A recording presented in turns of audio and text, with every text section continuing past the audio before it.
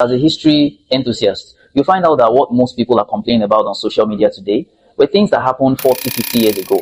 And it kind of leaves a bad taste in your mouth. My name is Pelumi Davis, and I'm working on a project that I title The Trouble with Nigeria, Reigns, Repeat, Remember. Basically, what I'm doing is looking at archival newspaper materials from the 1980s to 1990s to try to find out how happenings of that time relates to what is happening in our current reality today. So far, I have found very interesting stories in the archives. I published an article called The Giant Delusion and Why Nigeria's Ego May Be Our Biggest Obstacle.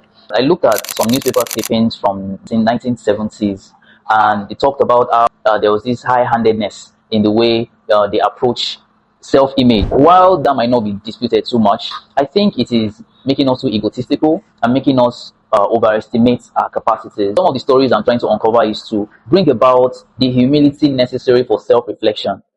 The problem can only be solved if people can at least admit that there is a problem to start with. That is one of the most cogent examples of national amnesia that I'm talking about. We found a newspaper clipping from 1970 something. I'm sure you might know this person. His name is Andy Akorugo. He writes columns in the Nigerian Observer, and there was a certain article where he wrote that where the law is an ass, we should live above it.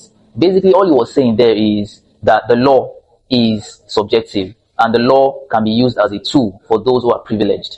If something like that can be written in the 1970s, and we are still seeing reverberations of that today, I think that's really interesting to take note of. So now we're going to be fully exploring archival locations. For example, there's this location called the National Archives of Nigeria. There's one located in Ibadan, there is one in Enugu, and there is one in Kaduna, and its headquarters is in Abuja. These are things that we need the funds for, just to be able to have access to these archival newspaper materials.